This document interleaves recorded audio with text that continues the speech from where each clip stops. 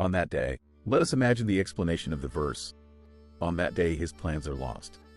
All plots and plans are then null and lost on that day. His followers used to stop and tarry in their prayer when they reached this section in the verses of Psalm. On that day his plans are lost. There was a Jew in Uman by the name of Rabbi Levy who would pray with great intention and extreme fervor. Once he came to the words, on that day, he would halt. He would recite them in a special manner that penetrated heart and kidneys. On that day. Goodness me, behold, on that day they will gaze at all the plans and thoughts and musings that accompanied him in life. You will be a laughingstock. What are all of the plans before the truth that will then be revealed? Shame shall grip us. Because of temporal, fleeting, foolish musings, I lost the whole greater truth. A person is stubborn over everything that is from the illusion of this world, and he does not let go. He says about each thing that it is necessary and it is impossible for him to do without. But when he comes to that day, where there is a whiff of the truth of the world to come, then all of these necessities are nullified. However, it is not so by Sodicum. They already live in this world with the fragrance of that day. Therefore is it easy for them to remove themselves from all worldly folly. They already walk with such a feeling in this world, to throw away all material falsehood for the sake of the great truth in the world to come. The manufacturer who brought merchandise to the world. I knew a great many amazing personas from the factory of Rabbi Nachman. There is a lot to tell of them. Yankel Zitamer would go up to the gravesite with 2 empty sacks in his hands. He stayed there hours alone. He would start storytelling and recite until the end with tremendous fervor and intense amazing passion. After he would come down with the sacks and go around all the houses of the city to gather alms and give out to the needy of the city. I knew in Uman a very simple Jew by the name Metia. He would just grab the storytelling by the hand and his eyes would stream tears. I am in doubt if he even knew the Hebrew. Once I was by him on Shabbos in Kremenchuk together with his son. The boy pointed out to me Shabbos Eve. Really see what a holy table my father arranges. As said, he was a very simple person, but his prayers to Hashem Yisbarach were renowned. He prayed with a crying voice that shook the heart. The manufacturer brought out such fine merchandise. I knew a great many amazing personas from the factory of Rabbi Nachman. There is a lot to tell of them. Yankel Zitamer would go up to the gravesite with 2 empty sacks in his hands. He stayed there hours alone. He would start storytelling and recite until the end with tremendous fervor and intense amazing passion. After he would come down with the sacks and go around all the houses of the city to gather alms and give out to the needy of the city. I knew in Uman a very simple Jew by the name Metia. He would just grab the storytelling by the hand and his eyes would stream tears. I am in doubt if he even knew the Hebrew. Once I was by him on Shabbos in Kremenchuk together with his son. The boy pointed out to me Shabbos Eve. Really see what a holy table my father arranges. As said, he was a very simple person, but his prayers to Hashem Yisbarach were renowned. He prayed with a crying voice that shook the heart. The manufacturer brought out such fine merchandise. I also knew a Jew who was very learned, a scribe knowledgeable in many languages. A very wealthy man by the name Vikarcher. When he repented and came to Rabbi Nachman, he transformed into a wholesome simpleton. Few were like him. Rebbe Shemuel Horowitz repeated many talks from him. He would learn with such simplicity that was impossible to assess. He would translate every single word he learned, taught by the rabbis. It was hard for me to learn with him, for he would not pass over explaining any word in Likutei Maharim, what means etc., and the like. Rabbi Nachman explains that this is the aspect of guarding. That is, through guarding speech, one will dwindle and be broken the fiery furnace of 70 stars. Rabbi Nachman explains that this is the aspect of guarding. That is, through guarding speech, one will dwindle and be broken the fiery furnace of 70 stars. Holiness and purity in the holy tongue. The value of the holy tongue is tremendous. With it the world was created. Through the holy tongue we are raised above all nations. All the languages of the nations fall before it. The bad element that is in each language is nullified and falls through the holy tongue and has no reign over Israel. The general evil which all the bad of the 70 nations is included in is the fiery furnace of lust. All their 70 tongues are part of it. This is the aspect of fiery angels speaking. Fiery angels is a hint to the aspect of woman. That associates with the aspect of the holy tongue, through which dwindles the fiery furnace of the 70 tongues. Yosef had perfected aspect of the holy tongue. As written, "For my mouth speaks to you in the holy tongue." Therefore does it say about him, "Is there found a man such as this who the Spirit of God is in?" The Spirit of God is a rectified state of the covenant. Because a rectified state of the covenant depends upon the holy tongue. It is impossible for one to be without the other. A rectified state of the covenant and perfected aspect of the holy tongue are interdependent. One without the other is impossible. According to the explanation of Rabbi Nu, it comes out that the main idea of the holy tongue is to sanctify the mouth.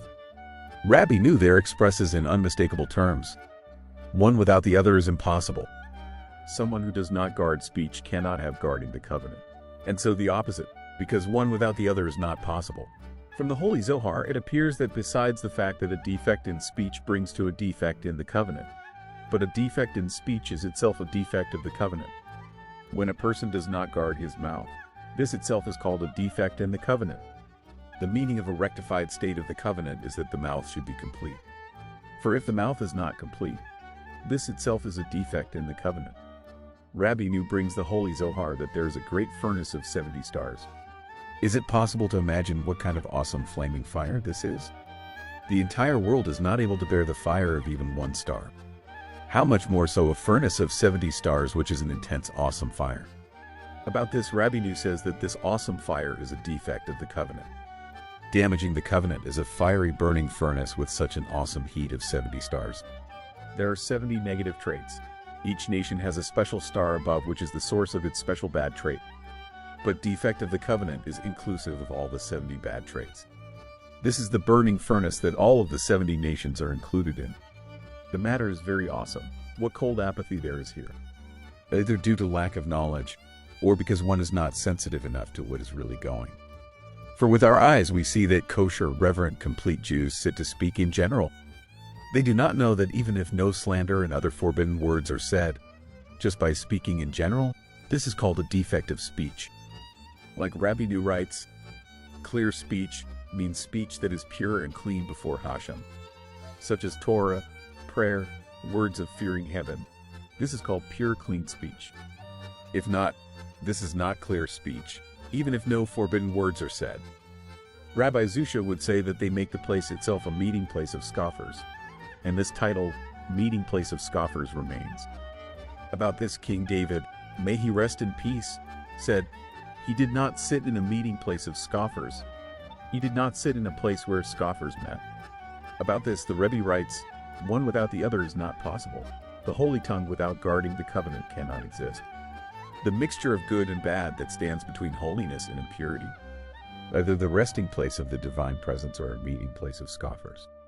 When two people sit and do not speak words of Torah and fearing heaven, behold, this is a meeting place of scoffers. Based on Torah law, it is forbidden to stand there, and it is necessary to distance from them. If they are speaking Torah, the divine presence is already with them, and it is a commandment to stand there and listen to their every murmur. Each extra moment one stands there brings pleasure to the divine presence. But if there is no Torah there, it is necessary to run away from there like from fire. It is forbidden to stand there for even one moment. If we are exacting in the words of our sages, it appears that they are not speaking of those who slander and gossip, but there are no words of Torah between them. Just if their talk is not in Torah and fearing heaven, even if their words are not forbidden, this is a sitting place of scoffers, and it is necessary to flee from there. When the snake wanted to seduce Eve to eat from the tree of knowledge of good and evil, he was first not able to approach her. Because Eve means speech and alludes to perfected holy tongue, absolute holiness. The tree of knowledge was mixed good and evil, but the snake was completely evil. So there were three groups: the snake, complete evil; the tree of knowledge, mixed good and evil; Eve, complete holiness. The snake, or the absolute evil, was not able to approach Eve or perfected holy tongue except via the medium of the tree of knowledge of good and bad. A word of slander is completely bad, something seriously prohibited from the Torah. There are words that are not completely evil, but are mixed good and bad. Not actual slander, but types of speech that include good and bad. Absolute good is Torah and prayer. Absolute evil is forbidden words. The snake could not seduce with absolute evil, so he started with good and evil. Something to take to heart. The evil inclination is not able to approach a person and entice him to speak words that are completely forbidden. Therefore, he starts by enticing him to speak in general, news, politics, current events, etc. Things that are not actually completely bad. from they come to absolute evil. May a merciful God save us, which is actual damage of the covenant. May Hashem have mercy. The talk of a Breslover follower by his followers. From then and now, they never spoke in general words. So said Rabbi Abala, who was from the men of Maharanat. When two Breslover followers stand and talk, a third person has to stand and record what they are saying. For Breslover followers speak only good things. Other words they speak not at all. So must it be by us. Even mundane words should not be seen or found at all. As said, words which are not in the parameter of completely bad end up completely bad. From this the covenant is damaged. May a merciful God save us. Especially based on the known saying of the Rebbe, why do they make strife over me? Because my whole matter is prayer. About prayer, our sages say it is from the things that stand in the heights of the universe and people treat disparagingly. If we know of Rabbi Nachman of prayer, fortunate are we. Fortunate is our portion. For what could possibly be better words than words of prayer? Either we learn or we pray. This is utter good, which brings to guarding the covenant. It causes extinguishing of the burning furnace of 70 stars. It brings holiness to the world. We have such treasures, but we do not utilize them. Like the Rebbe brings in storytelling. Stop being poor people, start using your treasures. We have such treasures. Like the Rebbe said, with mouth and with heart. Start with the mouth, afterwards it enters the heart. These are our weapons. These are our words, for we have no other words, only Torah and prayer. Let each person speak to his neighbor words of the ultimate goal and be fortified. Only these are our words, and this is our path from then and from now. Indeed, when two Breslover followers stand and speak, it would be fitting to approach and listen, because they are speaking good words, whereas they speak not other words at all. It is known that the beginning of a person's giving account after death is for not learning Torah. But if one speaks other words, this is also nullifying Torah. For in this time it would have been possible to say holy words of Torah and prayer. The amazing advice, peace of mind, one of the main foundations in the path of Rabbi Nachman is peace of mind. To settle oneself daily and take soul inventory and to think of where one is in the world. I heard from Rabbi Elton Inspector, of blessed and holy memory, who heard from someone who learned in the yeshiva of the Chafetz Chaim in Radin. In general, the Chafetz Chaim was present in yeshiva for the whole learning period. He protected the boys of his yeshiva very well, so they should learn and not, God forbid, waste time. Despite this, the students noticed that there was a certain time each day when the Chafetz Chaim disappeared and was not found in yeshiva. Nobody knew what he does during that hour. Everyone clearly knew that their teacher was a righteous one and an elite holy man whose moments were all guarded, weighed, and counted. The matter greatly aroused their curiosity to know what their teacher does during this time. One of the boys whom the issue touched deeply investigated. In the end, he found him in a certain place sitting and taking stock alone for what went all the hours of the day. It appears that very day he had searched after him 5 minutes were lacking. The Chafetz Chaim did not know where they went and what he did with them.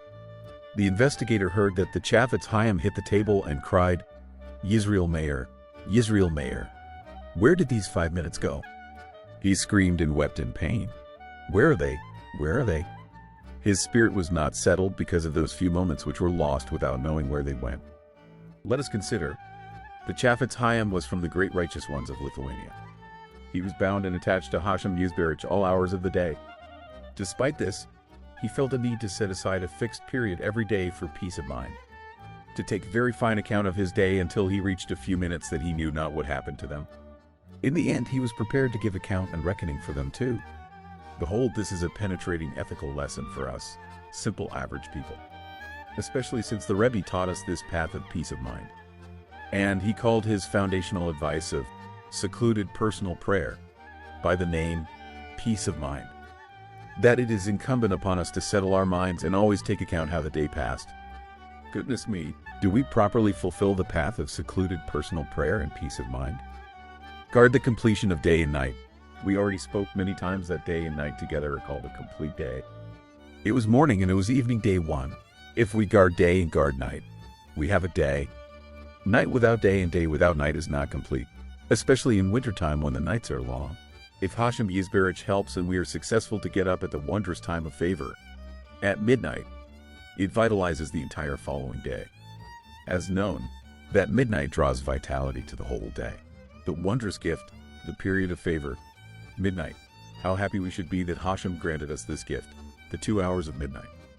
2 complete hours of such goodwill. Is there any wealth in the world greater than this? It is our true wealth and treasure.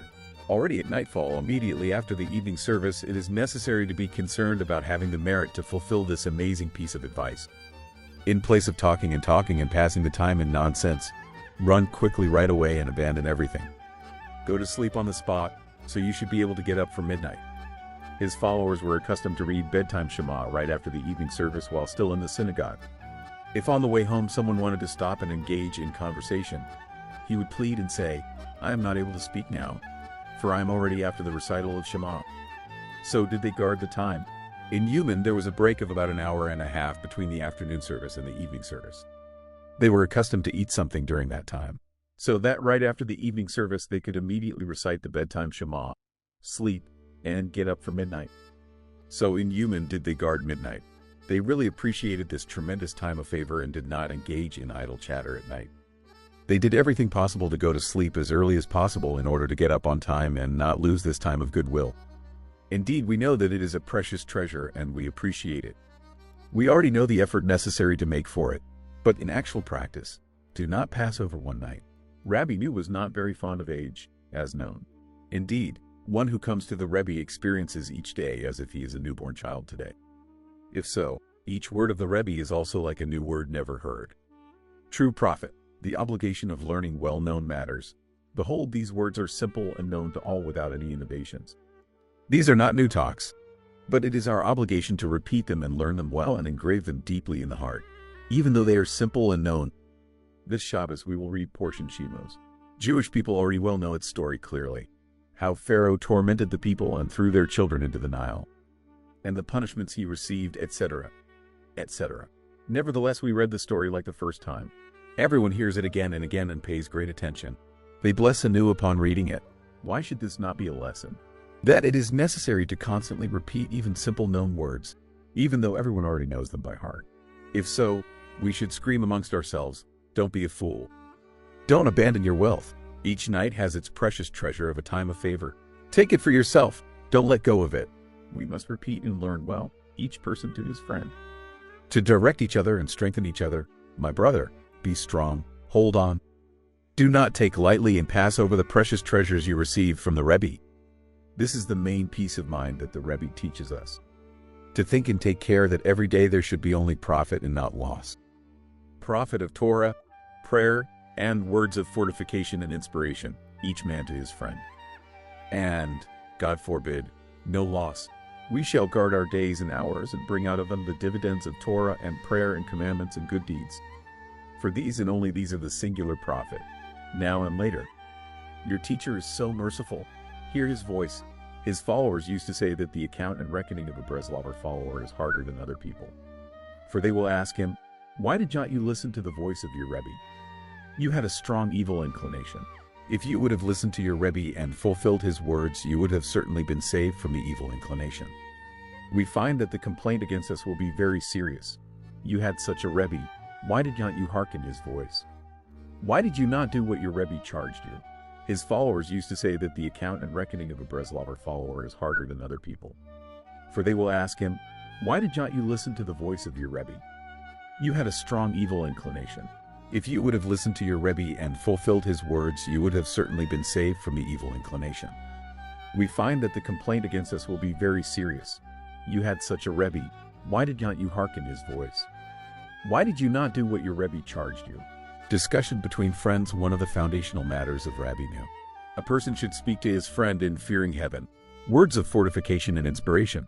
Just like there is an obligation to seclude before him and make soul accounting every day, so is there an obligation to speak to one's friend and seek advice how to be saved from the evil inclination. To our grief, we see that friends speak in completely different matters.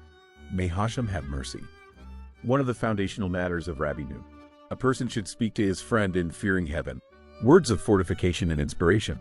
Just like there is an obligation to seclude before him and make soul accounting every day, so is there an obligation to speak to one's friend and seek advice how to be saved from the evil inclination.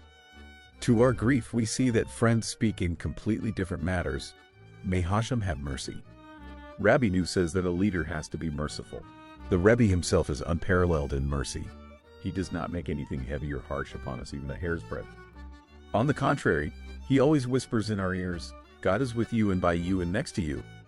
The Rebbe wants you. He does not push you away no matter what state you are found in. But get up and listen to his voice in all he commands you. Rabbi Nu says that a leader has to be merciful. The Rebbe himself is unparalleled in mercy. He does not make anything heavy or harsh upon us, even a hair's breadth. On the contrary, he always whispers in our ears, God is with you and by you and next to you. The Rebbe wants you. He does not push you away no matter what state you are found in. But get up and listen to his voice in all he commands you. Not such a friend did Rabbi Nu have in mind when he said that there are 3 points and one of them is the point of a friend. Is meriting to a good friend something simple? Behold, it is written in the Zohar that many worlds are turned over for them. Many worlds are turned around in order to bring 2 friends to each other. The supernal intent is that they should speak between themselves what is necessary to speak. What happens in actuality? 2 friends meet and speak, but completely different words. Not such a friend did Rabbi Nu have in mind when he said that there are 3 points and one of them is the point of a friend. Is meriting to a good friend something simple? Behold, it is written in the Zohar that many worlds are turned over for them. Many worlds are turned around in order to bring 2 friends to each other. The supernal intent is that they should speak between themselves what is necessary to speak. What happens in actuality? 2 friends meet and speak, but completely different words. The evil inclination clothes in religiosity. Whoa! What kind of learning? What kind of prayer is this? Filled with ulterior motives, filled with foreign thoughts. But the merciful Rebbe teaches us, no way. My prayer too is important in the eyes of Hashem. He wants my prayer. Our prayer is extremely significant to him. Even my secluded personal prayer, which I do in weariness without any. The evil inclination clothes in religiosity. Whoa! What kind of learning? What kind of prayer is this? Filled with ulterior motives, filled with foreign thoughts. But the merciful Rebbe teaches us, no way. My prayer too is important in the eyes of Hashem. He wants my prayer. Our prayer is extremely significant to him. Even my secluded personal prayer, which I do in weariness without any. This is necessary to repeat and say to each other, each one of us has a personal treasure. Rabbi Nu says, begin to use your treasures. You do not need to borrow and lend from others. You have your own treasure. You have a mouth. You have a heart. You have a brain. Use them. Why are you living a life of affliction and pressure? Stop being poor. This is necessary to repeat and say to each other, each one of us has a personal treasure. Rabbi Nu says, begin to use your treasures. You do not need to borrow and lend from others. You have your own treasure. You have a mouth. You have a heart. You have a brain. Use them. Why are you living a life of affliction and pressure? Stop being poor. Can it be that we have such a great wealthy Rebbe and we have to be poor and destitute? We are able to live a nice life, a life of fortune. To pass through the day with Torah, with prayer, with peace of mind, with discussion of the ultimate goal. Behold, this is a good, beautiful life. Stop being poor right now. The Rav replied seriously, I do not want to hear one side of the story. For this is slander. Only when you come together shall I hear your complaints. He trained a child of 4 about the prohibition of slander. How good is such training? Children are already accustomed to guard speech. So it has to be with everything. Train already from youth. Train a child based on his way. This was the path and will of Rabbi Nu. When one meets with a friend, the talk should start to be, precious brother, what is heard by you in service of Hashem? Come, let us be strong and abandon folly and emptiness and begin to be the way we should. These and only these should be our speech. Because other words do not exist in the chamber of Rabbi Nu. Also at home with family, it is necessary to speak words of truth in the ultimate goal. Like Rabbi Nu writes, that the beginning of a person's rulership is in his house. It is necessary to take advantage of this and influence one's family members. I say with my eyes that the Rav from Krasny was very close to the way of Rabbi Nu. Once I saw that one of his small children, 4 or 5 years old, approached him and complained about his sister that she says bad things about him. Rabbi Nu calls secluded personal prayer peace of mind. He asks each one to settle his mind daily. Then he will live a good, fortunate life. So when Rabbi Nu said, begin to use your treasures, behold, he speaks to each one in detail.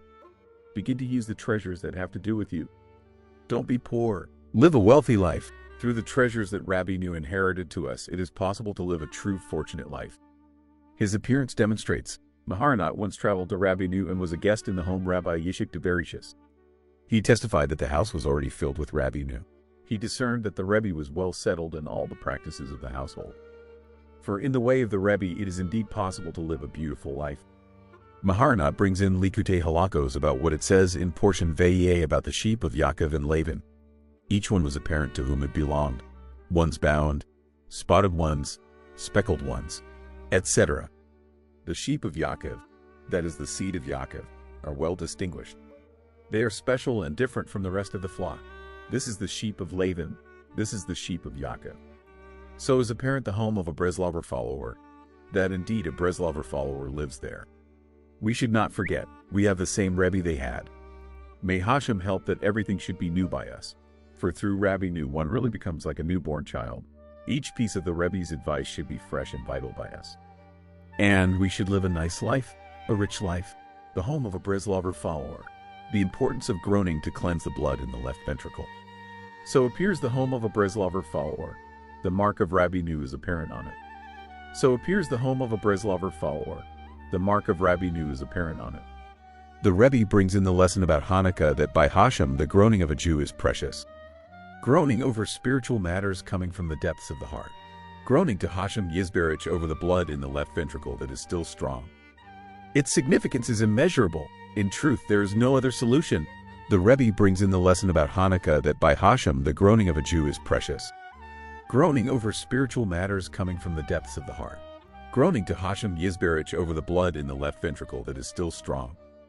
Its significance is immeasurable. In truth, there is no other solution. One Shabbos I was in the city Biberenitz, a guest in the home of Rabbi Mordecai Biberenitzer. There was another follower who lived in that city by the name of Rabbi Yishak Biberenitzer. He came and pleaded before Rabbi Mordecai, "Please give me the guest for at least one meal." However, Rabbi Mordecai did not let go. After begging and pleading, he managed to influence him to give the guest for at least the Saturday night repast. I did go to eat Saturday night meal by Rabbi Yishak.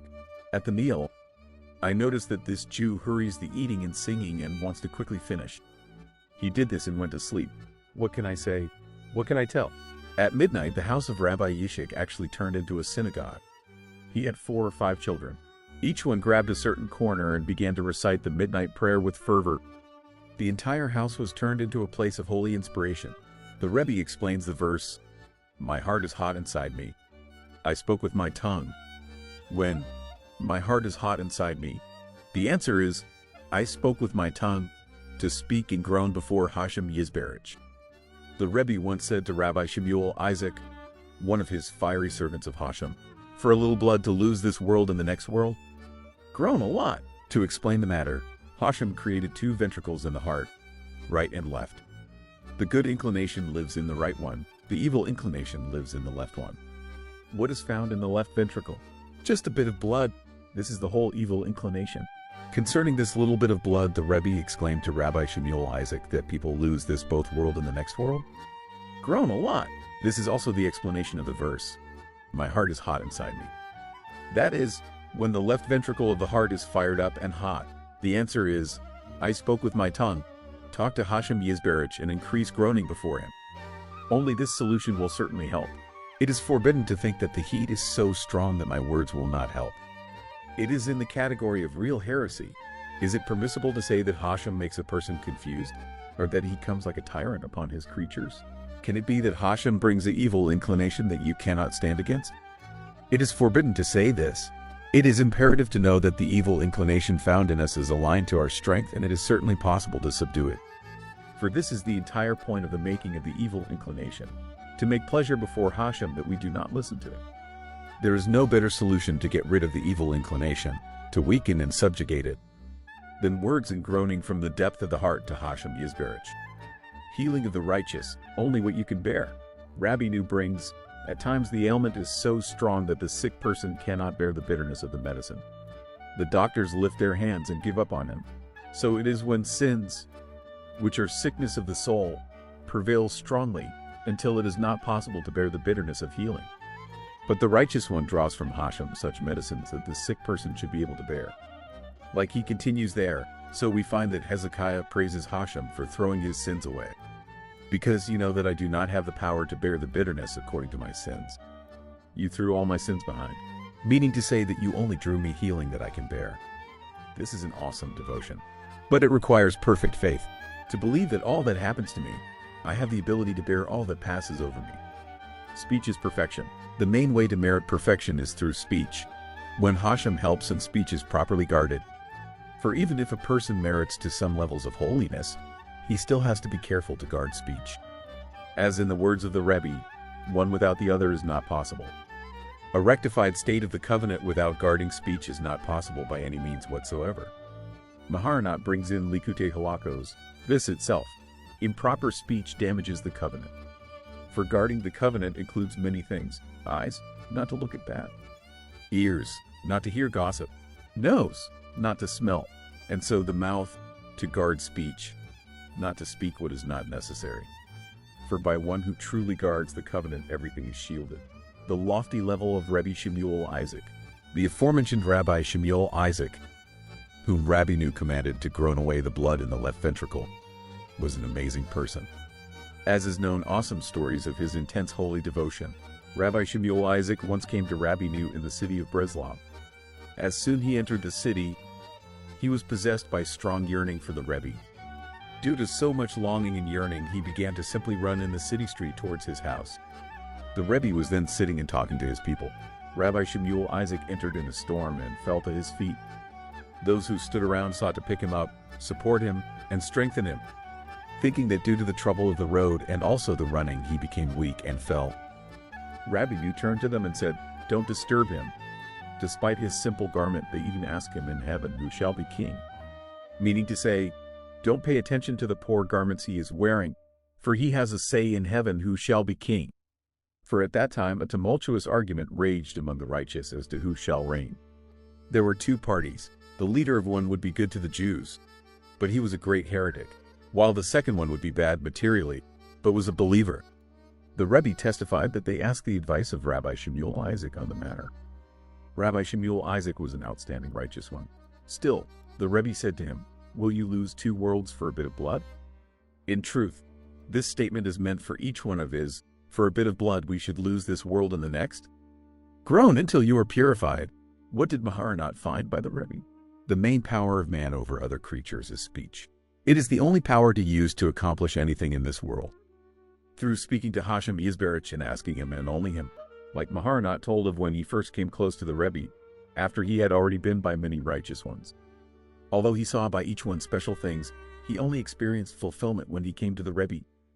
Even then, and even after he recognized his greatness, it was not fulfilled right away. Only after the Rebbe revealed to him the power of speech, that the entire matter depends upon talk between one and his maker. It is known that Maharanat first came to the Rebbe at the end of Elul in the year 5562. He stayed by him for the 10 days of repentance. The Rebbe spoke to him every day. The place they talked was the synagogue. There in the courtyard of the synagogue was a protrusion from the wall upon which Rabbi Nu sat with Maharanat. The Rebbe talked and talked without stopping, until he put his holy hand on his shoulder and spoke up and said in these words, "Besides all this, it is very good when one speaks the heart before Hashem Yisbarach, like talking to a good true friend." When Maharanat heard these words from the mouth of the Rebbe, he immediately felt fulfillment. Through this I will come to my thing. This statement that the Rebbe said to Maharanat, he also says to us, "Besides all this, it is very good when one speaks the heart before Hashem Yisbarach, like talking to a good true friend." Spare no words to Hashem Yisbarach. A person speaks and speaks without ceasing. Would not it be better to spend this time saying words of prayer to Hashem Yisbarach? However, the advice of set secluded personal prayer is something by itself, that a person has to fix for himself a special time daily for secluded personal prayer. But besides secluded personal prayer, when traveling on the road, why not to use the travel time to pray to Hashem Yisbarach? For example, a person goes to Bnei Brak. As soon as he begins to travel, the adversary appears and accompanies him on his journey. He came, he is here. What can a person answer him? Wait, sit tight, until I have secluded personal prayer? Behold, he already came to you. How is it possible to wait? Open your mouth and speak. Pray to Hashem Yisbarach all the more. All might comes from the power of speech. We constantly mention righteous ones, the men of Rabbi Nu, who served Hashem Yisbarach, and our hearts are aroused with desire to emulate them and walk in their ways. How do we come to all this? Who put in our hearts all this yearning? Only those words, the words of serving Hashem Yisbarach, that we sit and speak together. We do see that through speech it is possible to reach the highest of the high. If I sanctify my speech and merit to clear speech, it is possible to merit to levels of righteous ones. Speech, speech, oh speech. How great is its power, whether for good or for bad, God forbid. Maharanat writes this in Likutei Halakos, on the statement of our sages, if this despicable creature meets you, drag him to the synagogue. Maharanat asks, what will be until the synagogue? Behold, he is still in the middle of the way. There is still 50 kilometers until he comes to the synagogue, and the adversary is now found by him. How can he wait till he reaches the synagogue? Maharanat explains, drag him, draw your thoughts immediately to the synagogue. Create the synagogue now, from the place you are presently found. The precious value of Jewish groaning. This can be easily done, in any place, at any time. Wherever I am, I can do this. One can groan to Hashem Yisberach underneath pillows and blankets. Rabbi Nu says that it is possible to make a special room for secluded personal prayer underneath. This can be easily done, in any place, at any time. Wherever I am, I can do this. One can groan to Hashem Yisberach underneath pillows and blankets. Rabbi Nu says that it is possible to make a special room for secluded personal prayer underneath. But real Jewish groaning is mainly the moaning that a Jew cries over spiritual matters. Jewish groaning, over Jewishness. It is extremely precious to Hashem Yisberach. This dear groaning can be every single moment. How much time should one devote to groaning? A moment as long as it takes to say, you can make Hashem Yisberach happy, just by groaning over lack of serving him. But real Jewish groaning is mainly the moaning that a Jew cries over spiritual matters. Jewish groaning, over Jewishness. It is extremely precious to Hashem Yisberach. This dear groaning can be every single moment. How much time should one devote to groaning? A moment as long as it takes to say, you can make Hashem Yisberach happy, just by groaning over lack of serving him. Rabbi Israel would say, there is no one who guards the covenant like Rabbi Abraham, the son of Rabbi Nachman. But at least to groan like Rabbi Getzi, this is possible. To groan by Hashem Yisberach, every single groan out of a Jew's heart for Jewishness is very precious. In the exact wording of the Rebbe, the groaning of a Jewish person is precious, for it completes lacks. Jewish groaning is extremely significant by Hashem Yisberach. What is the meaning of Jewish groaning, according to which Rabbi Nu calls groaning of a Jewish person? What is the emphasis on Jewish groaning, specifically?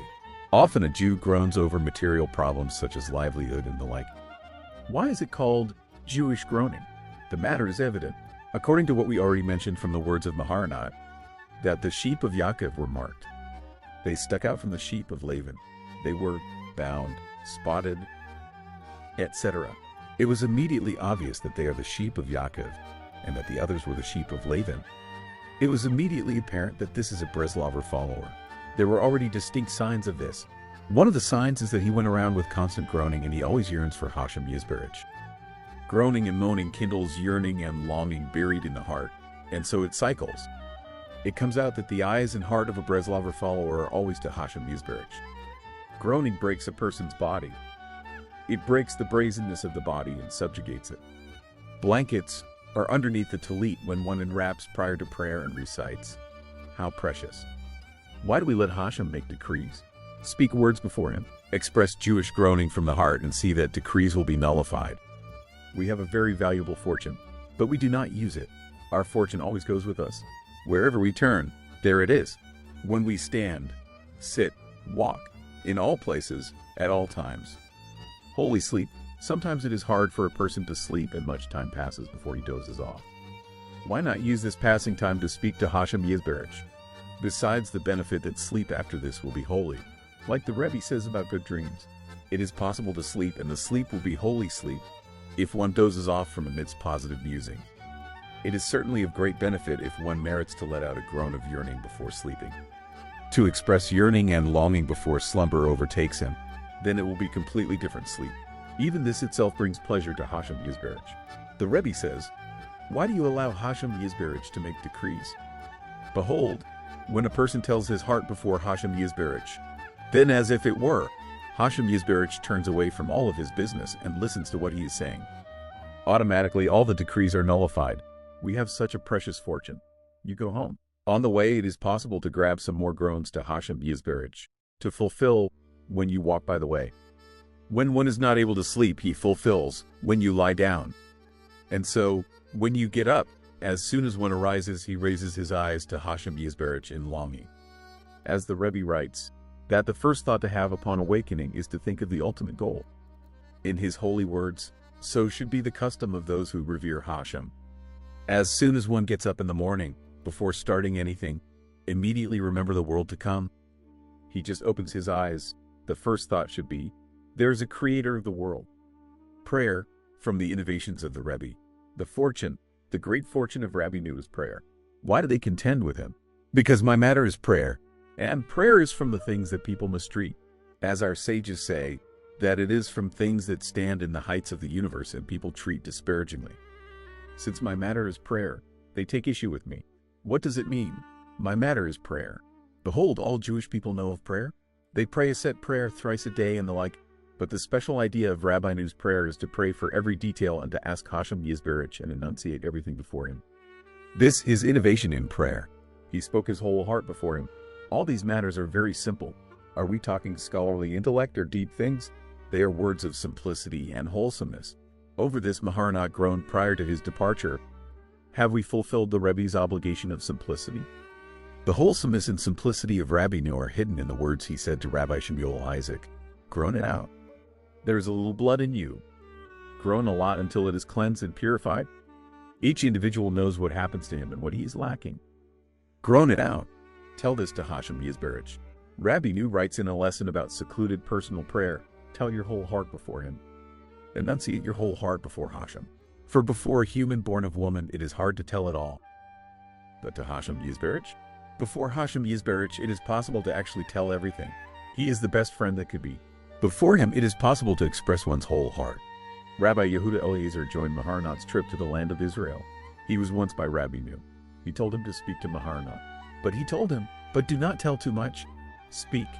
Yes, like one speaks to his friend, and to strengthen one another. But to tell it all, meaning, to confess and enunciate it all, this is only to Hashem Yisberach, or to the Rebbe himself. Like when the Rebbe accepted confession, sponge up the headset of the Rebbe. To Maharanat came an insider, Hirschbier of Nimrov, who was a great Talmudic scholar.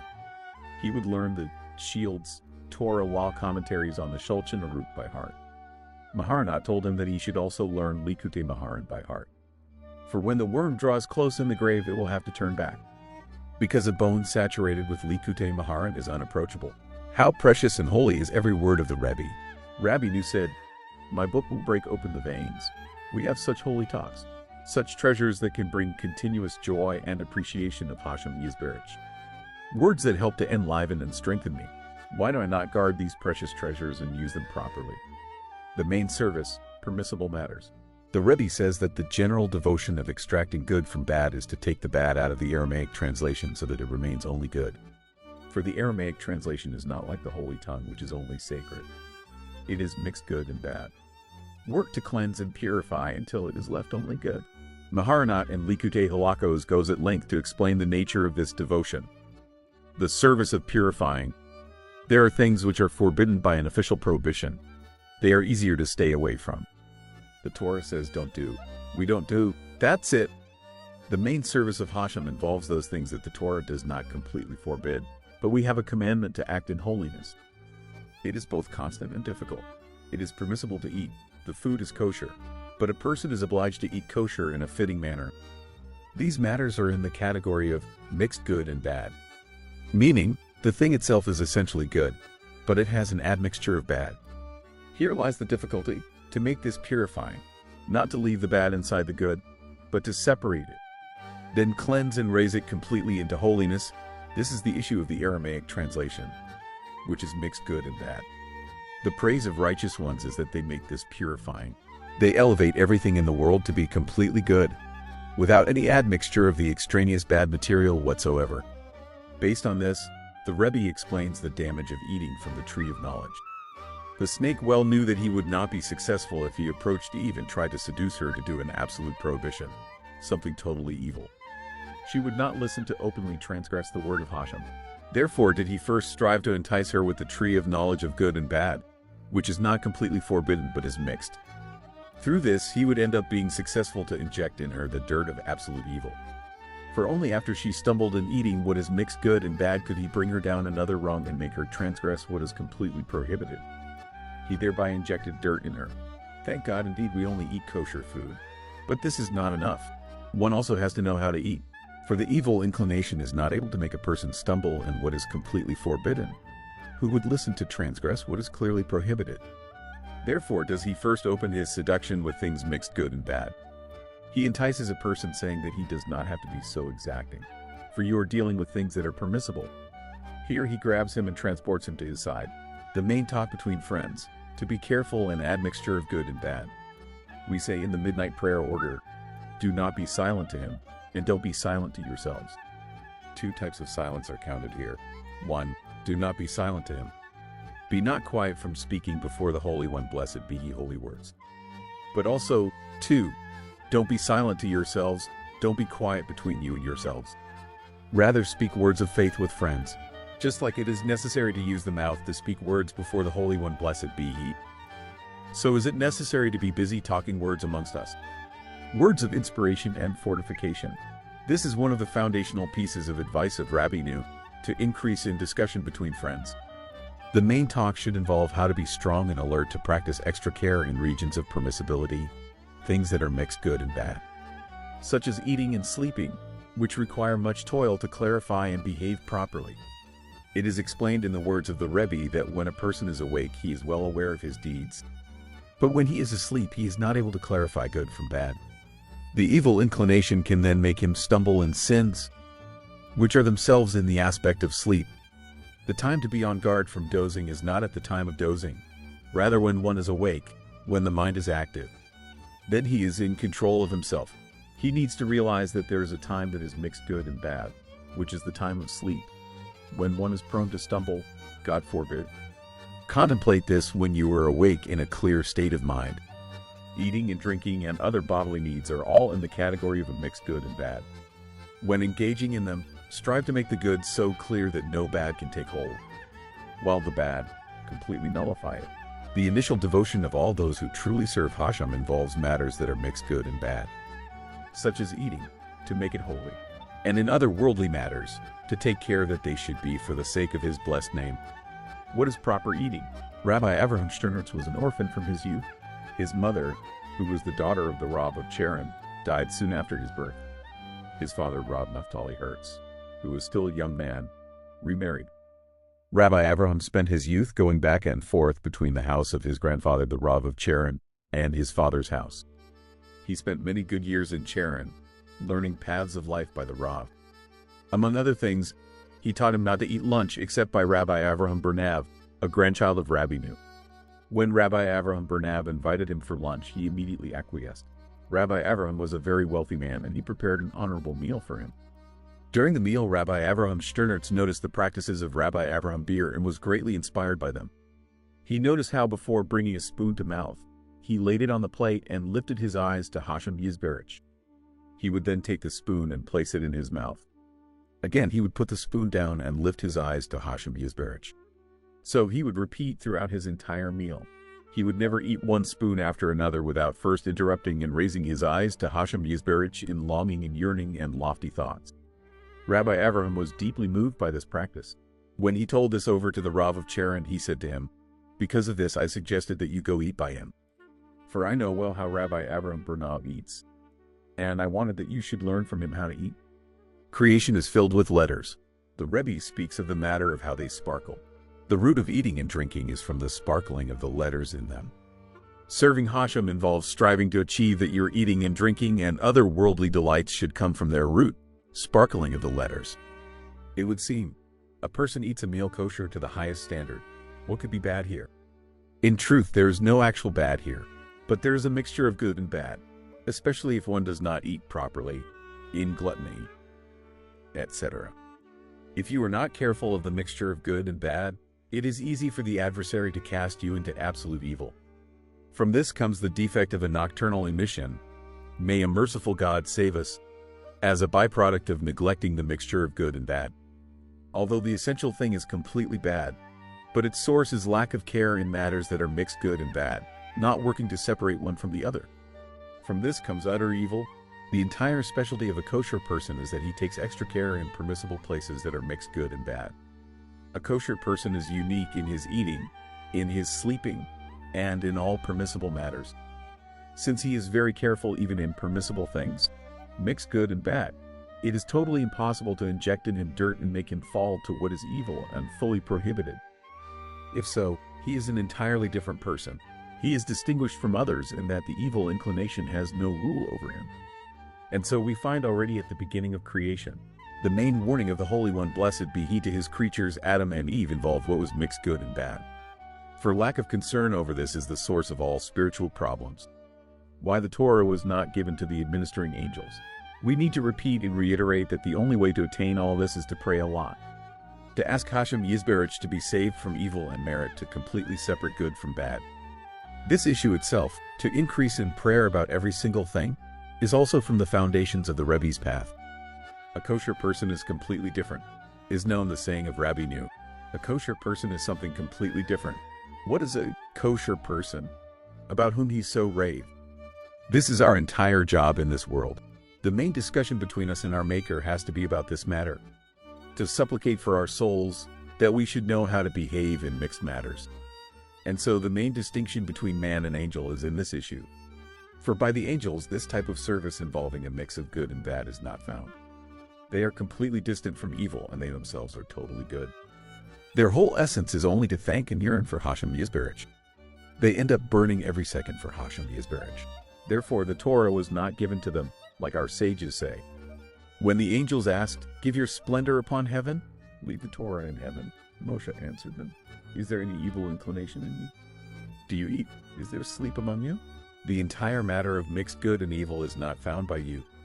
But what? You yearn and are on fire for the Holy One, blessed be he. Continue without the Torah. Because of this argument, the angels agreed that the Torah relates only to this world. Even though there are the worlds of emanations, creation, formation, but the Torah was given here, specifically here, where they eat and sleep. For the Torah trains us to know how to behave with good and bad, how to separate good from bad. Through this, we become kosher people. For a kosher person is something completely different. A kosher person is exacting about every single thing. He is able to reach the level of separating good from bad. The table that is before God, the main reverence comes to a person at the time of eating. So writes Rabbi Nu. It appears and stands next to a person and checks how he eats. If he eats properly in holiness, it enters him. If not, it departs from him. Even if he eats kosher food, certified without any suspicions of tithes, forbidden produce, challah, etc., nonetheless, it stands and delves to see if there is place to enter him. The Rebbe states that at the time of eating, the animal kingdom is elevated to human. If he eats in holiness, he comes out of animal and enters into human parameter. If not, he is in the category of animal. Why specifically at the time of eating? Because then he is busy with good and bad, and it is in his power to turn bad to good or the opposite, God forbid. In practice, at the time of eating, it is necessary to think good thoughts. And one should have a book open to learn Torah by the table. In the Mishnah is found an extremely astounding wording about one who eats without Torah. A table that is not set on it words of Torah is as if he eats from sacrifices to the dead. For all of their tables are filled with extraneous material without the universal presence. Although the Bartanora states that through the blessing after food, one fulfills the obligation of words of Torah, but many Torah law authorities hold that one does not fulfill this Mishnah unless he actually learns something by the table. Meaning that even if one eats absolutely kosher food, he washes his hands for eating in great exactingness. He blesses ritual washing and who brings forth bread from the earth with intention.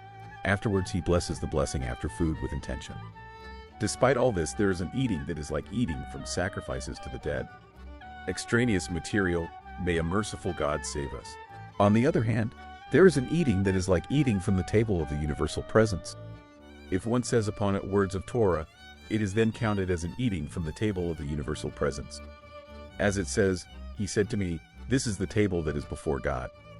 If one speaks to the Holy One, blessed be he amidst the meal, this makes the table a table that is before God. The Holy One, blessed be he, as if claims against us, you don't mention me? You don't remember me? I give you food, I give you health.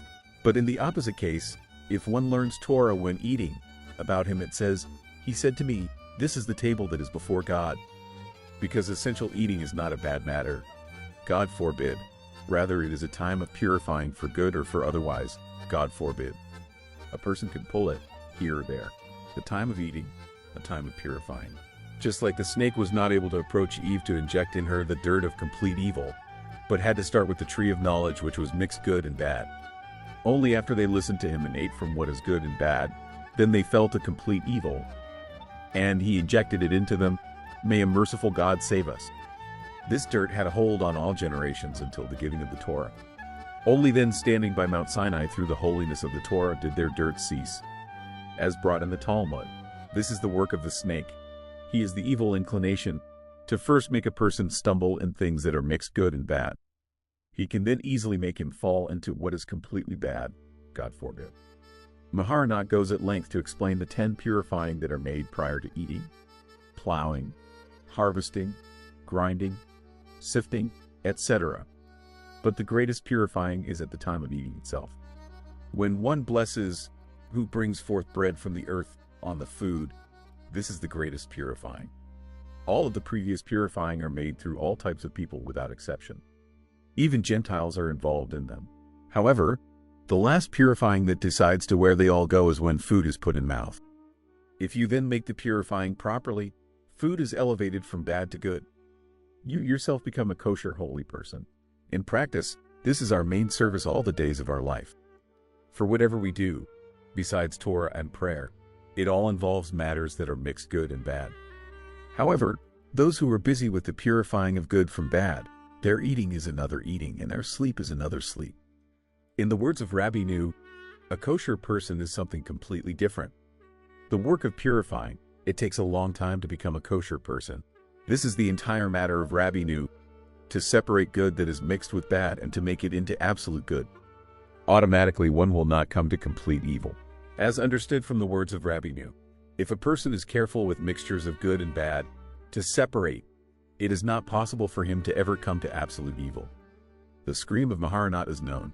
It was immediately after he drew close to Rabbi Nu, due to the many attacks of family and relatives, until they forced him to leave the tent of the Torah and travel to a fair in Berdichev for the sake of business matters, to bring food home in a way that took away from his learning and devotions. Then in midst his wars, when a raging flood threatened to drown, he entered into his set room and screamed to Hashem Yisberich, Master of the universe, "It is necessary to wait a lot until one becomes a kosher person.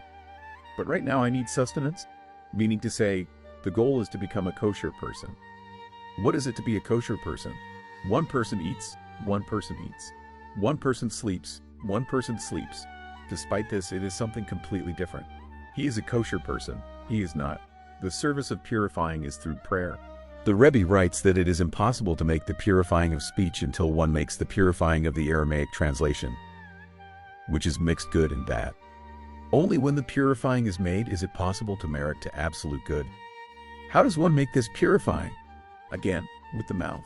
To increase in prayer and supplication to Hashem Yisberich, Master of the universe.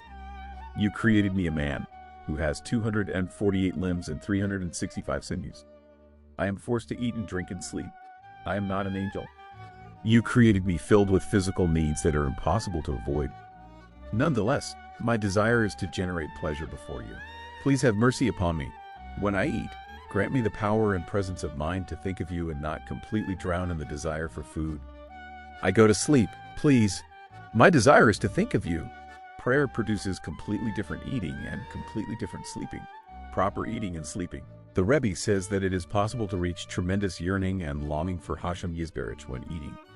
Until due to the great fire of longing for Hashem Yisberich, you will not know what you want.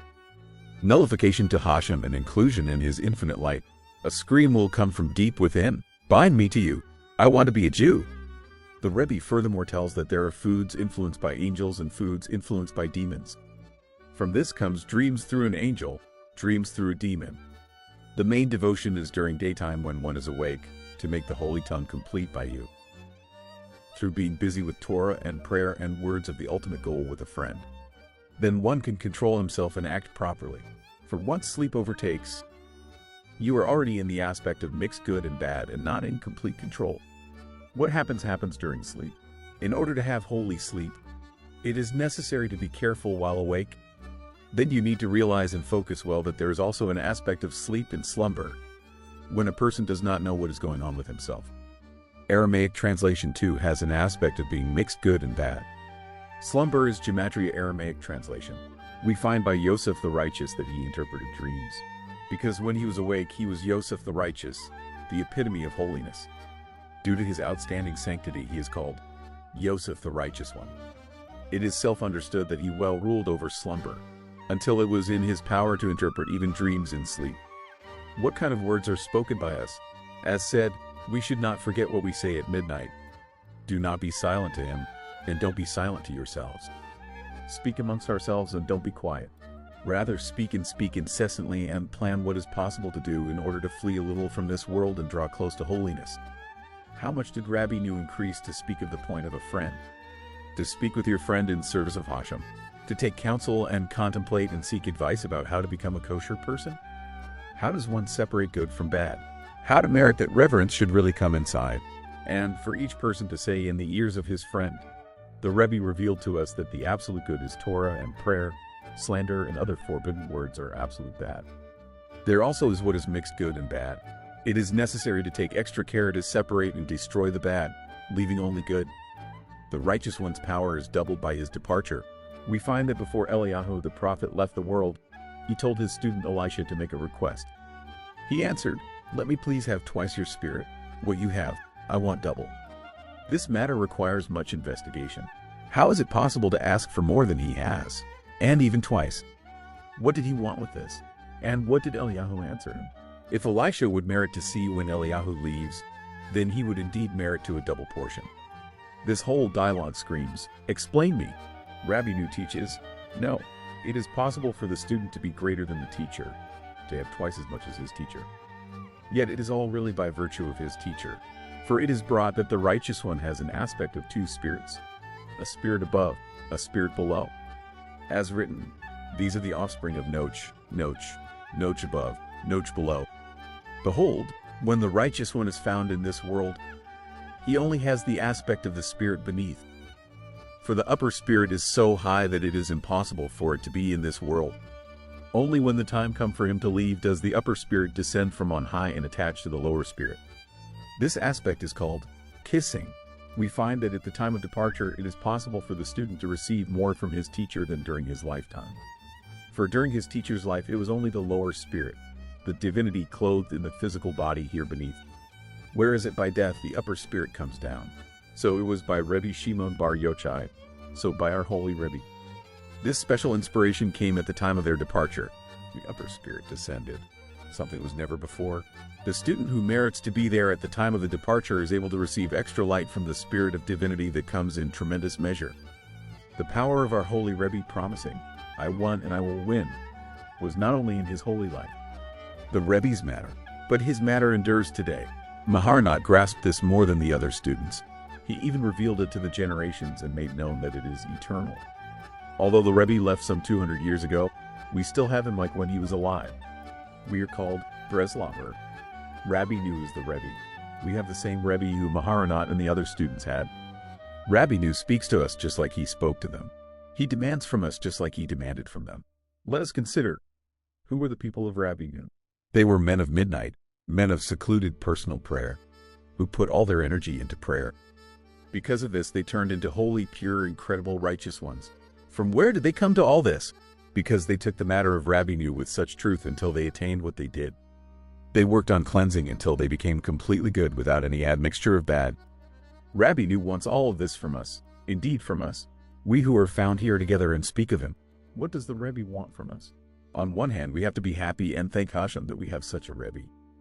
A Rebbe who lived 200 years ago and had such holy, righteous students. But he is actually also our Rebbe.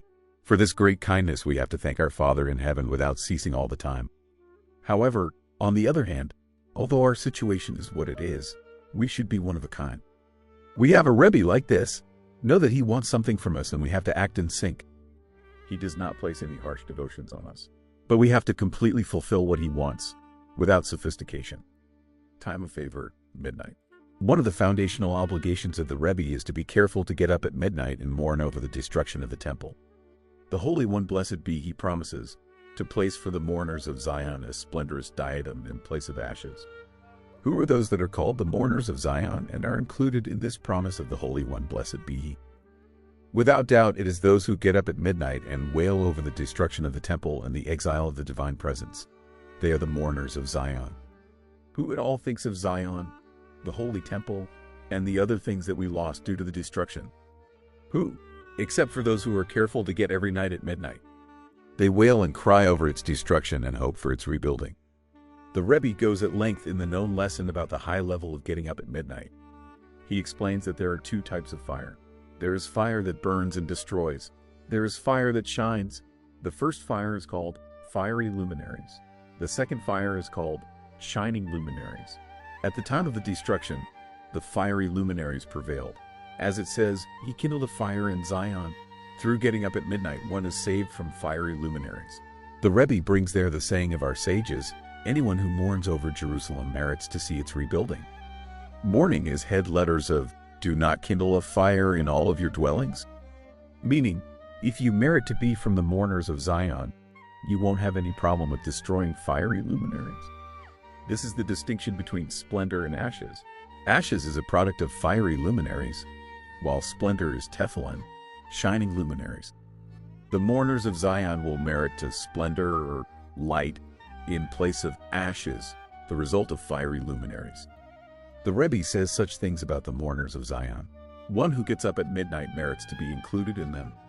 A person is obligated to mourn daily over the holy temple. It is necessary to know how precious it is and what we lost by its destruction. When the holy temple stood, the verse was fulfilled. Righteousness spends the night in it. In Jerusalem, they did not go to sleep with any sin. The Rebbe states that due to the holiness of Israel, they cannot bear sin even one day. Therefore, when there was a holy temple, the two continuous offerings would atone. Therefore, righteousness spends the night in it. No sin was left overnight. But when we don't have the holy temple, what do? How can we be saved from sins? The solution is to get up at midnight and to enunciate our pain over the great loss. Since we cannot bear to carry such a load of sins, we want the holy temple to atone for us. Is it so incumbent upon us to do this? If we merit to latch on to this time of goodwill and cry over the destruction of the holy temple and the exile of the divine presence, we can certainly be saved from sins. The Rebbe says that each one should recite midnight about himself. For example, when we say in the midnight prayer, our holy glorious temple was burned by fire, one thinks of the mind. It is the holy glorious temple in the self. It was burned by fire, fiery luminaries. Bad thoughts burn and want to destroy it. May a merciful God save us. Our whole devotion, clarify and elevate good. Our entire work is what the Rebbe says here, to clarify and elevate the good in the Aramaic translation. Slander is forbidden words, which are completely bad. They are included in a Torah prohibition. Do not bear a false report. The Chafetz Chaim enumerates 16 out of 17 prohibitions transgressed by saying one forbidden word. When we sit to speak idle chatter, we do not speak anything of this category. Just mundane words, which are not included in learning and prayer. But we do have an explicit Mishnah in Ethics of the Forefathers, written with divine inspiration. Two who sit without words of Torah. This is a meeting place of scoffers. They speak of news, etc. Even though it is not forbidden, since it is not words of Torah, this is a meeting place of scoffers. It is necessary to flee from there, or to at least move 4 cubits away, for it is forbidden to remain there. On the other hand, two who sit with words of Torah between them, the divine presence is with them. Is there anyone who does not know this Mishnah? Anyone who does not learn Tractate Ethics of the Forefathers? But it is necessary to repeat and learn well and engrave it in our hearts.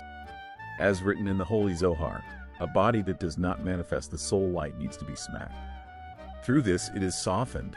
Through this it is enabled to grasp holy things. With what is it smacked? With a club? Certainly not. With words. Speak to the body and say, a holy soul dwells in you, a portion of divinity from above. Why are you so material? So says the Zohar, when the oven is not fired up properly, rake the ashes and it burns. When the body does not want the light of the soul, it gets hit. The Rebbe says, one should have mercy on the flesh of the body. To fulfill, do not hide from your flesh, precisely, etc. to shine in the flesh the high level of the soul. Every person is able to attain incredible grasping of divinity through his soul. One is obliged to have pity upon the body and shine to it the light of the soul and its grasping of divinity. May Hashem have mercy to help each one have pity on his body and separate good from bad and extract the good in the Aramaic translation. May we thereby merit to reach some small aspect of being a kosher person. Remembering the ultimate goal, said 16th Elul 5740. There one does not grab. In this world there are all kinds of pleasures, but true pleasure is hidden and concealed. Whereas there in the world to come there is one singular special delight, to be close to Hashem Yisberach. There is no pleasure equal to this, even to be a little closer to him. There in the world to come they put each one in his place. Here in this world each one grabs a place he chooses, a place according to his liking, next to this one or that one. Whereas there it is impossible to grab. You sit where they put you. As brought in the Gemara that Rebbe Zerah asked Rebbe Shanina about many righteous ones, who were their neighbors in the Garden of Eden, etc. The Gemara asks, is Rabbi Yochanan next to Rabbi Chia? Is Rabbi Yochanan able to sit next to Rabbi Chia? Even someone holy like Rabbi Yochanan, who was the master of the land of Israel, did not merit to sit next to Rabbi Chia. Their places are not grabbed. Here in this world of falsehood, it is only necessary to add a bit onto the price and they are already honoring you with a nicer spot. But there each one has his place, without any chance of change, even a hair's breadth. Holy joy! The day of death never left his mind to apply and practice. It is imperative for us to relentlessly learn one of the main ideas in the matter of the Rebbe. Always remembering the ultimate goal, make it something fixed, never passed over. Rabbi Avraham, the son of Rabbi Nachman, brings in the introduction to the essay, Men of Maharan. About Maharanot, his whole life the day of death never left his eyes. He never forgot the ultimate goal, his entire life. But it is necessary to know how to weigh our deeds, remembering the ultimate goal, yes, but do not plunge into depression. Recollection of the ultimate goal should not lead to sorrow, for if we merit to live with proper reckoning, it is possible to attain joy and expanded consciousness. To realize that one moment of delight in the world to come is better than all the pleasure of this world. And it is within my power to amass for myself this eternal pleasure while I am in this world. But what? Be on guard and be careful here. Do not let your mind free for folly and vanity. It is written in Proverbs, lest you give to others your splendor and your years to a cruel one. You have beauty and splendor.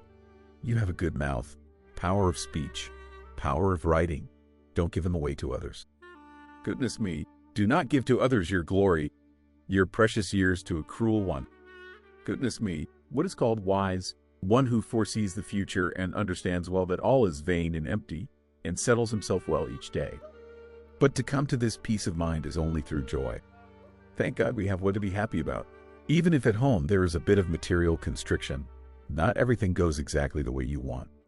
But we do have a great fortune, that we believe in the Rebbe, and we don't oppose him. We believe in the books of the Rebbe and his advice. With this alone we can be happy all the time. Yesterday someone showed me a ripped general prayer by the Western Wall, may a merciful God save us. Thank God I never tore out general prayer. I even recited. This matter should bring one to intense true joy, that I am not from those who rip the books of the Rebbe. However, to our grief, there are great people, Torah scholars who fear Hashem, who rip the books. May a merciful God save us. Oh, how happy we should be that we do not only rip the books, we honor them and strive to learn them and to be warmed by their light. Rely on the table of the Rebbe. In the lesson of Rosh Hashanah, the Rebbe speaks of the yeshiva of faith. Connect to that yeshiva. They tell about the holy Rav Rebbe Dovid of Lolov, a student of the seer of Lublin, who had set times when he came to the seer. Once he did not come to the seer. They asked him, Rebbe Dovidal, why did you not come this time to the seer? He replied, the seer, behold, he is a world teacher. If so, he has a very long table that is drawn from Lublin until Lolov. I, the small one of the followers, sit at the end of the table in Lolov. Even one at the end of table relies on his table. His followers would say, I am black yet beautiful. Unto myself, I am black. But due to my teachers, I am beautiful. I myself am nothing, zero of zeros. But because of my teachers, I boast that I have such a Rebbe. The humility of Rebbe Dovidal of Lolov. Rabbi Dovidal of Lolov would travel to Rabbi Elimelech of Luzensk. Once when he came, Rabbi Elimelech asked him, "Pray tell Rabbi Dovidel, who is the worst one in Lolav?" Rabbi Dovidel answered, "The barber. He is the worst. He was known to be a big sinner. Get out of my house." Rabbi Elimelech yelled at him, "By me there is no place for anyone who doesn't consider himself the worst." Rabbi Dovidel called back emphatically, "However, when I am in Lolav, I am the worst. Just now when I am in Lazensk and not in Lolav, there is someone who is bad in the city." These were not just words, rather true earnest words.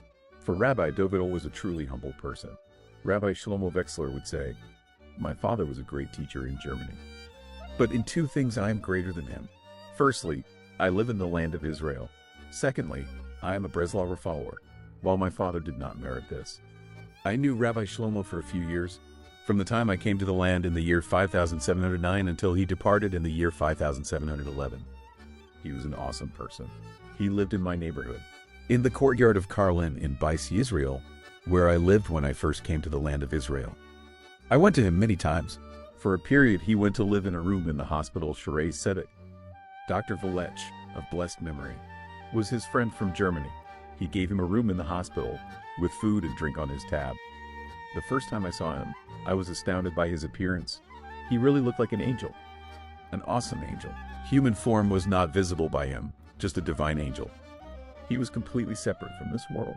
From head to toe, he was filled with holiness. He did not even recognize the form of a coin at all. Rabbi Shemuel Shapiro testified about him in these words, "Everyone agrees that he was a holy person. I used to love to go to him, just to see this holy countenance." The figure of a Jew who had no connection to this world, only to Hashem Yisberich. He was also filled with joy. He was a prince, always dancing and singing. He was also a great scholar. The margins of his Gemara and Likutei Maharan were filled with Torah innovations in the revealed and hidden Torah. The righteousness of Rabbi Shlomo of Wexler. Rabbi Shlomo Wexler had the appearance of an angel, a shining face filled with happiness. Fortunate is he, fortunate is his portion. Alas, alas, alas, we go round in this world. Behold, it is possible to merit to this. To merit to such holiness, to such humility. There were these Jews. Instead of this, they abandoned me, the source of living waters, to hew for themselves pits, broken pits. If one but thinks of the Holy One, blessed be he, this is already living waters. As soon as the mind is diverted, one falls into broken pits. Hashem Yisberich asks, "Why do you abandon me?" It is brought in the Holy Zohar. Rabbi Abba says, "They abandon my sign." If they abandon the sign of the covenant, they are prone to switch the source of living waters for broken pits. But one who holds on to the sign of the covenant does not make this switch. May Hashem Yisberich help us to know that we are going to such an amazing school, and from this alone to derive much joy, even though I am a small student. But I do not oppose a Rebbe like this. His books are important to me, and I want to hear words from him. How fortunate are we? How fortunate is our portion? Before he traveled to Navarich, he clapped his hands in joy and said, "Today something new starts." He then said that we are like someone playing music, and the world is dancing. One who does not hear the music finds it astounding. Why do they run after him, and why are they dancing? When I return from my journey, I will be able to make music and you will be able to dance. Afterwards, he traveled to Navarich.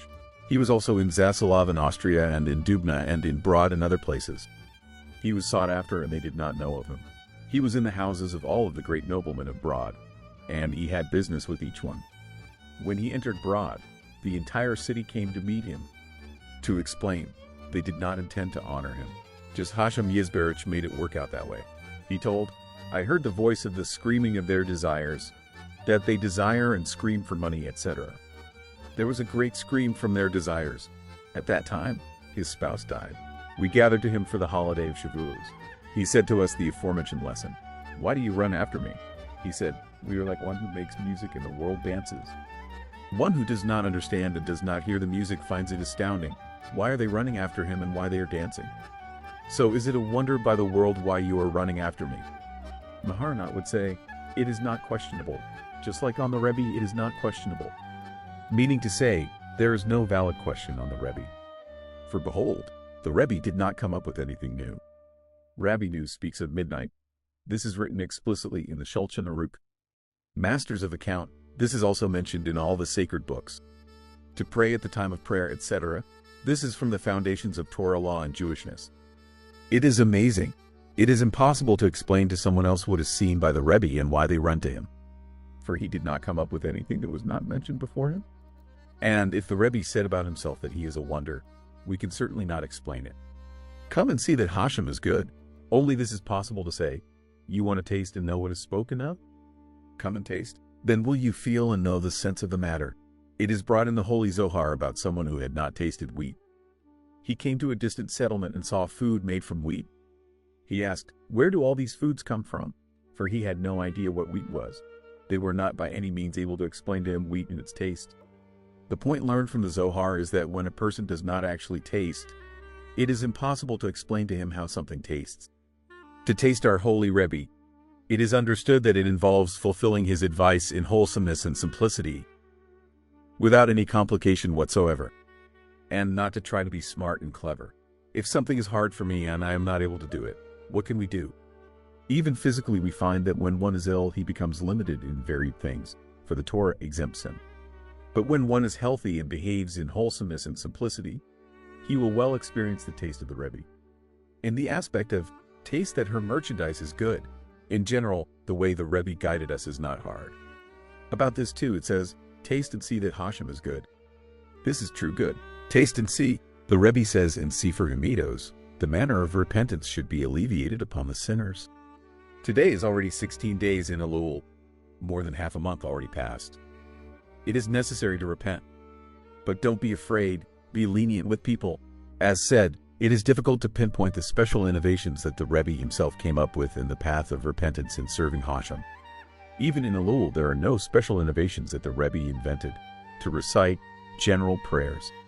People are already accustomed to recite general prayers. To recite the Bible, etc., these are things accepted by the whole public.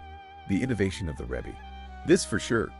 It is impossible to question anything about the matter of the Rebbe. It is something so foundational, so smooth and good for all. The only question is, how does this amazing Hasidism hold up for so many years? Furthermore, we see with our eyes followers and men of deeds, kosher, reverent, complete ones. Nonetheless, they are distant from the matter of the Rebbe. Not only are they distant, they make fun of him. When one speaks of midnight, they laugh.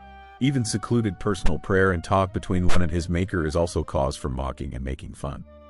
Those who have a little nobility say, even though this is very good, it is not for us, simple people. They say that this path is for the Besht and his disciples, but not for you. To be exacting about the time of reciting Shema and prayer. Every leader has his time schedule, so there is no place to be careful with this. The wonder is how with these feeble arguments they want to crumble our holy, amazing devotions. This is what the Rebbe says here. The world is astonished and it is a wonder in their eyes. Why they run after him? Why do they dance? Why do they sing? What is going here? They do not understand this. Why do they dance here every day? In the morning? In the evening? The matter arouses great astonishment. What is this? Indeed, there is nothing to answer. However, this is something unto itself, that a person has a path which was practiced for more than 100 years, from days of old. This itself is the greatest thing. This path did not change and will never change. This is something colossal and wondrous. There is nothing greater than it, for we see that there are things that change, but here nothing has changed. Like it was once, so it is now, without any difference and distinction. This itself is tremendous and incredible. This is the power and might of Rabbeinu. In truth, this is very surprising. A person in our times wants to act the way they did hundreds of years ago. This is the entire matter of the Rebbe. This has not changed, does not change, and will not change forever. Just as it was in the life of the Besht and in the life of the Rebbe, so it is now, and so it will be forever. Nothing will change. The ability to do these great things for even us in our times, this is only by the power of the Rebbe. It is impossible to speak too much of this. But what is possible to say with a full mouth is that it is necessary to hold on to the way of the Rebbe in wholesomeness and simplicity, without any sophistication at all. Mahar not grown greatly prior to his departure. What do you think? From what do I fear? That I had too little Torah and prayer? Not at all, I guarded the time. Rather, I am moaning and groaning if I fulfilled the obligation of wholesomeness in the Rebbe's path. Advice for great and small. The Rebbe was a great holy sage, a world-class sage.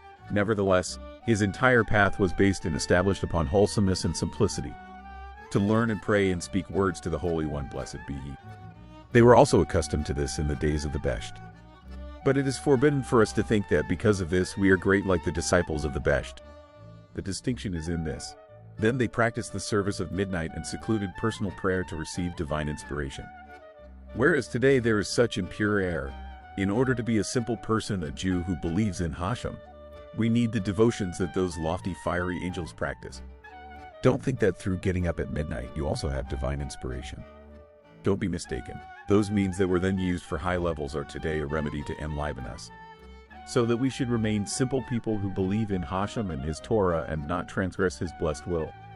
In practice, it is forbidden for us to change anything, rather to practice those devotions that great people did, but to know that they strengthen our simple Jewishness. What do we actually do? We get up for midnight, but the rest of the day we act in wholesomeness and simplicity to guard well the Shulchan Aruch. In fact, here is hidden the outstanding wisdom of the Rebbe. Do not change anything. Nothing has changed from the days of the great ones, the original followers. Nonetheless, each one knows his lowliness. In truth, this fact is a great wonder in the eyes of the world. So it is, the Rebbe planted a path so many years ago. But it is exactly the same way as when it was first established without any change at all. It is understood that each one has special depth and a special nuance in devotion. Certainly there was once greater depth in that service, but the essential path, the advice, the applications and practices have not changed in the least. As it was then, so it is now. That path of Elul, it is actually the path even after Rosh Hashanah and the whole winter season. To be exacting to get up at midnight night after night, with tremendous diligence without passing on it. By the way, we need to know that main service of midnight is to take care to sleep early. For going to sleep early is half the battle. The matter is clear. One who wants to be careful to wake up for midnight has to take extra care to go to sleep early. To eat supper right after the evening service. Not for nothing is the blessing after food placed next to bedtime Shema. For immediately after the blessing after food at night, one reads bedtime Shema and goes to sleep. So always practice kosher Jews. The benefit of secluded personal prayer is promised. It is not possible that one who sits the entire day and prays in secluded personal prayer before Hashem could remain the way he is. For he speaks every day to Hashem. He tells it all to the Holy One, blessed be He. Can he be that same brazen one? To speak before Hashem and go and transgress those same sins? He is stubborn and talks and repeats and talks. He speaks and confesses and tells his heart. It must be that there will be some shift in his traits, in his thoughts, in his musings, in his views. Guard the Shulchan Aruch. The essential foundation of the Rebbe is to fulfill the will of Hashem in wholesomeness and simplicity. This involves the root of it all, to not transgress any clause of the Shulchan Aruch. Note that Likutei Moharan was printed in the life of Rabbi Nachman, 2.5 years before his departure in the year 5568. They tell that someone once came and asked him the meaning of a piece of Likutei Moharan. The Rebbe did not answer him. He just said, "You can fold my book the way you want, explain however you want, but do not disturb any small clause of Shulchan Aruch." Therefore did the Rebbe not answer him, for his holy perspective was that it will not do damage if one does not say the exact interpretation in Likutei Moharan. But the main thing is that you should not create a new practice in Torah law through it. Guard the time of commandments. The doctrine that we need to learn from this. In general, when someone starts a little bit into devotion, the first thing is that he stops guarding Torah law times. It appears to him that his devotion does not align with time. He then pushes time away due to his new service. But it is an extremely serious mistake. The greatest service is to be subject to time. For example, the commandment of the citron. It is only on Sukkot. Matzah is only on Passover, and so all commandments have a time. It is impossible to do them except at this specific time. So it is every single day. Each commandment, its significance is in time, such as morning service, afternoon service, and evening service. All the prayers are bound by time. Even though the commandments are essentially above time, and the Torah is above time, but the Holy One, blessed be He, constricted them within specific times. We have to fulfill them precisely at this time, and not budge from it. For example, the great significance of time, the Holy Shabbos comes. A few minutes before it is mundane. Moments pass and it is Shabbos. Can anyone think that it is not necessary to be exacting about time? God forbid, God forbid. So by the time of reciting Shema, the time of prayer, etc. All of them have a limited time, not before and not after. On the contrary, the main benefit of a Rebbe and leader is that he should train his people to actually do this true simple practice, guard time. Every piece of the Rebbe's advice should be fresh and vital by us. Brilliant like a shining looking glass, Rabbi Nu spoke much of prayer and supplication to Hashem Yisbarach for each thing. We have to fulfill this in simplicity and in absolute seriousness. When we go to sleep, ask from the Holy One, blessed be He, that we should merit to get up at the proper time. And so by every single commandment, we go to unwrap in ritual fringes, to don tefillin, everything we do, ask the Holy One, blessed be He, to do it according to law, especially with proper intent for Hashem Yisbarach. To make from lessons prayers, there is another wondrous piece of advice given over to us by the Rebbe, to make from lessons prayers. This contains a tremendous path of closeness to the Holy One, blessed be He. The Gemara says, I created the evil inclination. I created the Torah, its ameliorating spice. The Holy Torah is a remedy for the evil inclination. The Rebbe adds the amazing advice to make from lessons prayers, meaning the Holy Torah needs to be a spice against the evil inclination. It needs to be together with prayer. Torah with prayer, this is a remedy for the evil inclination. Because learning Torah is not enough. We see great scholars who do not have fear of heaven. May a merciful God save us. For the Torah and fulfilling it in practice is only through attaching Torah to prayer. Listen to the voice of the Rebbe. The path of Rabbi Nu is so precious and wondrous that it is able to bring each person to his true goal. But it requires much fortification to listen and fulfill all his words. Then it shall be good for you forever. To you, Breslover follower, is said, you have a good Rebbe. Listen to everything he tells you. Today will be a completely different day if you fulfill his advice. It will enliven your days and years. You will always be fortunate, in this world and later on. The true vitality of every day is when one tells the Holy One, blessed be He, his whole heart. This enlivens the entire day. A day that is alive is totally different. It is necessary to give account for every single day. A day that has hours of secluded personal prayer is a totally different day, with a different reckoning, from one end to the other. I told it all to my Father in heaven. I regretted all the sins I did. I delivered my objection to all of the crooked things that I did by advice of the evil inclination. Object to the evil inclination. Maharanat writes in Likutei Halakos, when a person has land in another country and is not able to go there to protect it from being stolen. If a hooligan comes and seizes the field and he is not able to make him leave, based on our sages, the advice is to designate two people, object in front of them and say, someone is sitting on that land. Know that it is stolen. I am not letting go of it. I object to his occupying it without my permission. This objection helps so that the crook will not acquire the field that he is squatting in, even if he holds it for many years. The evil inclination strives to hold on to my possessions forcefully. He wants to grab hold of me. I am not able to get rid of him. I do not have any power to send him away. I will at least use this advice and object and scream, I am not yours. This is the entire matter of secluded personal prayer. Daily objection against the evil inclination who wants to rule over me. If I have a bad trait, lust, pride, I reveal that it is all from him. He seeks to cause me to sin and trap me in his snare. That I should be completely connected to him, as if I belong to him. I express objection. As of yet I do not have the power to completely separate myself from you. But in the meantime I scream and object and proclaim that I am not in your jurisdiction and I have nothing to do with you. I want not your good and I do not want to be yours. I absolutely proclaim and object that I am not yours even though I have not yet been successful to separate from you. One does this at the time of daily secluded personal prayer. Sin without hands and feet. The Rebbe says, my people cannot be attached to sin. Even if they commit a sin, it will be without hands and feet. When one knows of this advice of speaking to the Holy One, blessed be He, even if he stumbles in some sin, he objects on the spot. He did not guard his eyes or his thoughts. God forbid. He immediately tells the Holy One, blessed be He, his suffering and his fall, etc. Automatically he removes the hands and feet of the sin. The Rebbe says, people say that when a person eats something else, not kosher, at least the fat should flow on the beard. He should enjoy it. But I say that if he eats pork, at least it should not flow on the beard. The difference is very great, even from a Torah law standpoint. As we see by profaning Shabbos, if someone does it publicly, he is considered like an idolater for all matters. But if he does it secretively, it is not so. When someone, God forbid, smokes on Shabbos, if when he is seen he is ashamed and throws it away, he is not considered like a Gentile. Even though it is a very serious sin, he does not fall into the category of his wine being wine poured for idolatry, and his bread is not considered bread of a secular baker. Because this law is only if he transgresses publicly. We see that even if someone sins, as long as he is embarrassed, it is very different, as opposed to one who rebels and does it publicly.